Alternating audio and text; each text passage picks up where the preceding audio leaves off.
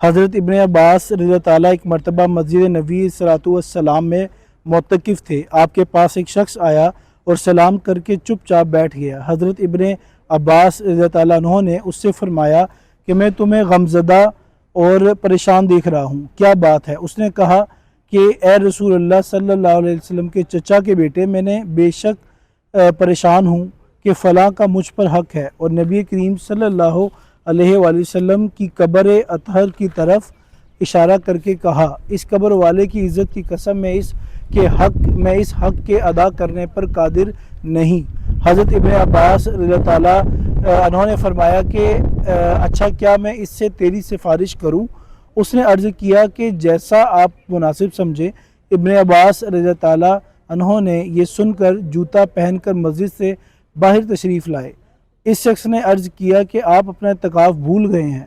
فرمایا، بھولا نہیں ہوں، بلکہ میں نے اس قبر والے سے سنا ہے اور ابھی زمانہ کچھ زیادہ نہیں گزرا۔ یہ لفظ کہتے ہوئے ابن عباس رضی اللہ تعالیٰ عنہ کی آنکھوں سے آنسو بہنے لگے کہ حضور صلی اللہ علیہ وسلم نے فرمایا تھا کہ جو شخص اپنے بھائی کی کسی کام میں چلے پھرے اور کوشش کرے، اس کے لیے 10 برس کے اعتکاف سے افضل ہے، اور جو شخص ایک دن کا اعتکاف بھی اللہ کی رضا کے واسطے کرتا ہے تو حق تعالیٰ شانہ اس کے اور جہنم کے درمیان 3 خندقیں آڑ فرما دیتے ہیں، جن کی مسافت آسمان اور زمین کے درمیانی مسافت سے بھی زیادہ چوڑی ہے۔ اور جب ایک دن کے اعتکاف کی یہ فضیلت ہے تو 10 برس کے اعتکاف کی کیا کچھ مقدار ہے۔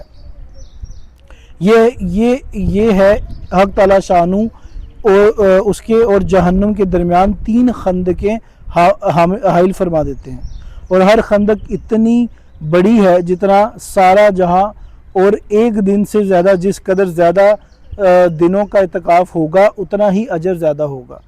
علامہ شعرانی رحمۃ اللہ علیہ نے کشف الغمہ میں نبی کریم صلی اللہ علیہ وسلم کا ارشاد نقل کیا ہے کہ جو شخص عشرہ رمضان کا اعتکاف کرے، اس کو 2 حج اور 2 عمروں کا اجر ہے۔ جو شخص مسجد جماعت میں مغرب سے عشاء تک کا اعتکاف کرے کہ نماز قرآن کے علاوہ کسی سے بات نہ کرے، حق تعالیٰ شانہ اس کے لیے جنت میں ایک محل بناتے ہیں۔ دوسرا مضمون جو اس سے بھی زیادہ اہم ہے وہ مسلمانوں کی حاجت روائی ہے۔ 10 برس کے اعتکاف سے افضل ارشاد فرمایا ہے۔ اسی وجہ سے ابن عباس رضی اللہ تعالیٰ نے اپنے اعتکاف کی پرواہ نہیں فرمائی کہ اس کی تلافی پھر بھی ہو سکتی ہے اور اس کی قضا ممکن ہے۔ اسی وجہ سے صوفیہ کا مقولہ ہے کہ اللہ جل شانہ کے ہاں ٹوٹے ہوئے دل کی جتنی قدر ہے اتنی کسی چیز کی نہیں۔